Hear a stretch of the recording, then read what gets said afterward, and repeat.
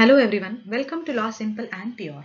I'm your host Dr. Vaishali, and in today's lecture we are going to learn control of delegated legislation. In the last lecture we learned what is delegated legislation, meaning, nature, scope, necessity of delegated legislation. So today we are going to learn how delegated legislation is controlled in India. Before we begin, let us go through the agenda of today's lecture. Introduction, need of judicial control of delegated legislation in India, taste which is applied by judiciary to control delegated legislation, substantive ultravirus and procedural ultravirus, circumstances when doctrine of ultravirus is applied or necessity of judicial control, and then will conclude. Introduction. The delegated legislation is a need of time, but dilutes theory of separation of powers and needs to be controlled in case needed. Hence, judicial control in the form of judicial review is a necessity. We all know that delegated legislation is a necessity. In India, legislature cannot legislate on each and every matter because of so many reasons which we saw in the last lecture. So it is a need of time, but it dilutes or goes against the theory of separation of power. Okay, and it needs to be controlled. Otherwise, administrative authorities will misuse the power which is vested in them by the legislature. So who will control them? Obviously, judiciary. Hence, judicial control in the form of judicial review is a necessity. So, if there is a question on judicial control of delegated legislation, this is your answer. If there is a question on judicial review of delegated legislation, answer should be the same. So, try to write answer provided by me in this lecture. Judiciary exercises effective control over delegated legislation in India. The validity of delegated legislation can be examined by the courts on several grounds. In India, these grounds are far wider than the grounds available in England. Why? Because all laws made in this country shall have to conform to the provisions of the Constitution, including Chapter 3 thereof. Whenever a law made by the executive is found to be inconsistent with the Constitution or ultravirus the parent act from which the lawmaking power has been derived, it is declared null and void by the court. The power of examining the validity of delegated legislation in India has been vested in the Supreme Court and in the High Courts, right? So who will see whether delegated authorities are behaving within power? Supreme Court and High Court. And why in India grounds are more wider than England? Because in England they do not have constitution, right? So delegated legislation has to pass through only one test, that is the main act. Delegated legislation cannot go beyond the main act. But in India, delegated legislation cannot go beyond the main act or statute, and it cannot go beyond the constitutional as well. So grounds are wider in India as compared to UK. One more thing. Students, as you know, I'm not a law student, I'm a law professor, and I have 16 plus years experience of teaching law. I used to work in Pune as assistant professor.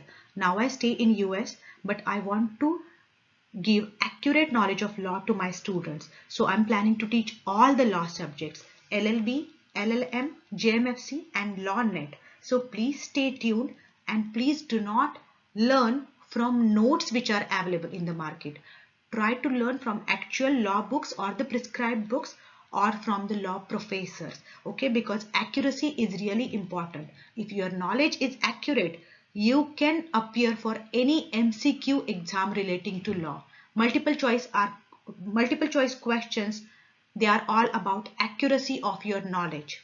Okay, after doing LLB you cannot solve MCQs, and the reason is your knowledge is not accurate. So for that accurate knowledge, subscribe today only, and it is my guarantee to provide you the accurate knowledge of law. Delegated legislation needs to be controlled. So in case delegated legislation goes beyond powers, judiciary can declare it ultravirus. The word ultravirus is derived from Latin word which means going beyond the powers. So when administrative authorities, while exercising the powers which are vested in them by legislature, goes beyond the powers, their act will be declared as ultravirus by the judiciary. So when it can be done? Number one, the enabling act or delegating statute being unconstitutional. So sometimes what happens, Act is made by the legislature, and by that act some powers of lawmaking are given to executive. But if the act itself is unconstitutional, or it goes against the constitution, then delegated legislation also becomes void, or it needs to be controlled. Number 2, the subordinate legislation being unconstitutional. So main act or parent statute is constitutional. By parent act or main act, power is given to administrative authorities to do lawmaking. But if lawmaking done by administrative authorities is unconstitutional, then it needs to be controlled by judiciary. Number 3, the subordinate legislation being ultra vires, the delegating act. Sometimes subordinate legislation is against the main act. Then in that case, against judicial control is necessary. So in short, in India, delegated legislation has to pass two tests. Number 1, Parent Act. So delegated legislation cannot go against the Parent Act or the main statute under which it is made. And delegated legislation cannot go against the Constitution, because Constitution is the supreme law of India, because we have constitutional supremacy, right? So delegated legislation cannot go against the main act or statute, and delegated legislation cannot go against the Constitution. If this happens, okay, then judicial control is needed. How judiciary controls delegated legislation? How judiciary keeps those administrative authorities within limits? There are certain tests applied by judiciary. Judicial control over delegated legislation is exercised by applying two tests: substantive ultra vires and procedural ultra vires. Ultra vires means beyond the powers. What is substantive ultra vires? When a subordinate legislation goes beyond the scope of authority conferred on it, it is known as substantive ultra vires. So when legislature gives powers to executive and tells executive to act within the limits, and when executive goes beyond the limits, it is called substantive ultra vires. It is a fundamental principle of law that a public authority cannot act outside the powers, and if the authority acts, such act becomes ultra vires and accordingly void. So when executive authorities goes beyond the powers vested in them, okay, then in that case judiciary can declare that act as ultra vires and declare it as void. Void means which will not come in operation. So if act is substantive ultra vires, judiciary will declare it void. Then second is procedural ultra vires. When a subordinate legislation or authority acts or enacts a law without complying with the procedural requirements prescribed by the present act or by the general law, it is known as procedural ultra vires. So when authority goes beyond its scope of power, it is substantive ultra vires, and when authority doesn't follow the procedure required, it is called as procedural ultra vires. In case of procedural ultra vires, the courts may or may not quash delegated legislation, as it depends upon the circumstances whether the procedure is held to be mandatory or directory. Judicial control over delegated legislation is exercised by applying the doctrine of ultra vires in number of circumstances. So, if the process is mandatory, then by applying the test of procedural ultra vires, that act can be declared void. But if it is discretionary, okay, or just directory, just directions are given, then in that case it is not necessary to declare that act as ultra vires. When judiciary can control administrative action by using the doctrine of ultra vires. Certain circumstances are there when judiciary can apply this doctrine of ultra vires. Number 1, when the parent act is ultra vires the constitution. It means when parent act goes against the constitution. This is the situation where it is observed that if the parent act violates the provisions of the constitution, it is void and hence unconstitutional. Parent act means the main act under which powers are delegated. Okay, the delegation made under such act is void. In case of Chintaman Rao versus State of Madhya Pradesh, the district collector under delegated authority. So authority was delegated to district collector. He passed an order for prohibiting BD manufacturing, where it was held that the order passed is ultra vires because it violates the fundamental right guaranteed under Article 1G of Indian Constitution, which talks about freedom of trade and profession, which has been guaranteed to all citizens of India. Okay, so powers was given to district collector, okay, and under that powers he prohibited beedi manufacturing, which so everyone has a right to do trade under article 19(1)(g) of the constitution. So that order violated constitution, right? So this provision of the act is unconstitutional, but it doesn't mean that whole act is unconstitutional. So parent act or the provision in that parent act which allowed this type of freedom to executive authorities is declared as unconstitutional. In first case, we saw when the parent act is unconstitutional. Now second case, when DL means delegated legislation and UV means ultravirus. Usually UV means ultraviolet, but just for the sake of convenience, I have used these words or short forms. Do not use it in examination. So when delegated legislation is ultravirus. Delegated legislation not authorized by the enabling act. In most countries where there is excess of authorities, it invalidated the subordinated legislation. Delegated legislation is ultravirus the constitution. In certain situations, the parent act holds good, means parent act is good and is within the limits of constitution. However, the delegated legislation made under the parent act may be ultravirus the constitution. For example, in case of Air India versus Nargesh Mirza, the regulation made by Air India providing for termination of service of an air hostess on her first pregnancy was held violative under Article 14 of the Constitution.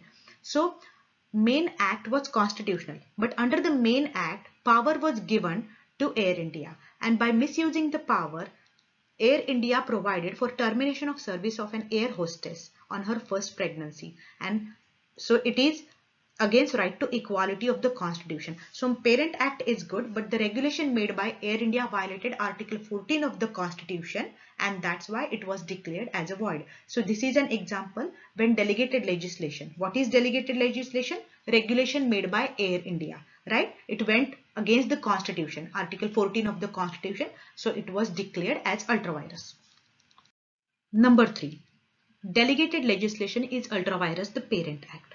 Okay, so delegated legislation has to pass two tests. One is constitution and second is the parent act. The validity of delegated legislation can be questioned on the ground that it is ultravirus of the parent act. It was observed in the case of Ram Prasad versus State of Uttar Pradesh. Panchayat Raj Rule 87 framed under the parent act was held to be ultravirus of the parent act. Okay, so under the parent act, Panchayat Raj rules were made. So under UP Panchayat Act 1947, Panchayat Raj rules were made. So they were found against the parent act and hence declared ultravirus.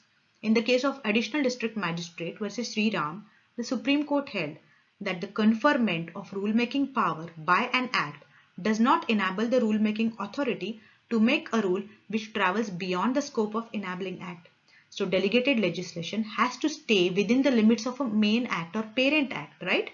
In this case, Delhi Land Revenue Act and Delhi Reforms Act did not empower rulemaking authority to classify land or to exclude any area from preparation of record of right and annual register. But authority did that. So court held that the rules are ultravirus the parent or enabling act. So in India, delegated legislation has to stay within two limits. One is the main act or parent act and second is the constitution. If it goes against either of them, it will be declared as ultravirus. Now we know that delegated legislation has to stay within the parent act and within the constitutional limits. Now, delegated legislation can be declared ultravirus if it goes against any general law or rule of law. The validity of delegated legislation can be challenged on the ground that it is ultravirus the general law. It takes place when delegated makes a law which goes against the general law. In A.V. Nachne versus Union of India, the rules framed by the Union government under delegated authority by LIC about bonus to class 3 and class 4 employees was held ultravirus since it supersedes the terms of bonus settlement 1974. So bonus settlement act is available is applicable to each and every type of bonus and government cannot go against this act. Next ground on which delegated legislation can be declared as void is unreasonableness. Every law should be reasonable. Generally, a statute cannot be challenged on the ground of unreasonableness. The leading case on unreasonableness is Cruz versus Johnson. In this case, the Parent Act conferred power on the County Council of Kent to make bylaws. A bylaw was made prohibiting any person from playing music or singing in any public place or highway within 50 years of any dwelling house, within 50 yards, I'm sorry for the spelling mistake, within 50 yards of any dwelling house. As it was reasonable, the same was therefore held unreasonable. As it was unreasonable, the same was therefore held ultra vires. I'm so sorry for this typos. Please understand. So a bylaw was made prohibiting any person from playing music or singing in any public place or highway within 50 yards of a dwelling house. So this is not a reasonable law. This is a British case, but in India we still follow British cases because Indian law is based on British law. So if any law made by executive authorities is unreasonable, then it can be declared as void by the court. Next grounds are mala-fide or excessive delegation. Okay, so mala-fide and excessive delegation. So these, I combined both the grounds in one point. In simple words, the meaning of mala-fide is bad faith or ulterior motive, bad motive. In A.K. Ray versus versus India, the Supreme Court rejected the argument that the government's failure to bring into force certain provisions of 44th Amendment of the Constitution was mala-fide. It is extremely difficult to prove mala-fide before the court. Mala-fide there is, however, no Indian case where a statutory rule has been held invalid on the ground of mala-fide exercise of the rule-making power. But if it is established that the rule-making authority has acted with ulterior motive, the court would reject the rule. So usually this ground is not invoked, and it is believed that these authorities act in good faith. In UK and in USA, the rule to exclude inquiry into good faith of legislature is applied to all the subordinate legislative bodies as well. So it is supposed that legislature acts in good faith and executive also acts in good faith while exercising the power of delegated legislation or while exercising the power which is delegated to them. So usually this ground is not invoked, but in exceptional cases, if the grounds are established, then yes. Next ground is excessive delegation. In India, only in few cases, delegation of lawmaking power is struck down by the courts on the ground of excessive delegation. So usually, excessive delegation is a rare case. So legislature always gives non-essential work or which is not essential to executive. So excessive delegation rarely happens. Next three grounds are subdelegation, non-compliance of court's order, or non-application of mind. You know, a general and basic rule from law of agency is that delegate cannot re-delegate its authority. Delegatus non-protest delegere. It means agent cannot further delegate his authority, right? But in certain cases, it is not applied to the countries who have written constitution. The principle of subdelegation is subject to criticism and not accepted unless there is a provision express or implied to that effect.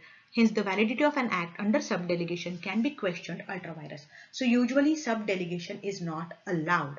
Legislature gives that work to executive and trusts executive. So executive is not supposed to subdelegate it. Okay, so subdelegation is a good ground on which act can be struck down or declared void. Next is non-compliance of court's order. If it has been observed that government tries to escape and avoid the direction given by the Supreme Court, then court has power to struck down the particular act. Last is non-application of mind. Delegated legislation can also be struck down by the judiciary if it is observed that the delegate has not made an application of their mind in delegating the powers to the relevant facts and situations while taking the decisions. So if they find that orders are given recklessly or negligently or without applying the mind, then in that case, that order or that lawmaking by administrative authorities can be declared as void by the court.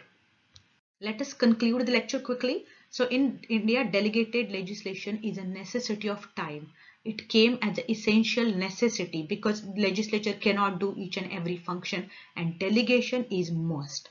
But at the same time, we have a theory of separation of powers, and in order to avoid any misuse of power by the executive while exercising the delegated legislation, it needs to be controlled. So delegated legislation is a necessity. At the same time, control of that delegated legislation is also a necessity.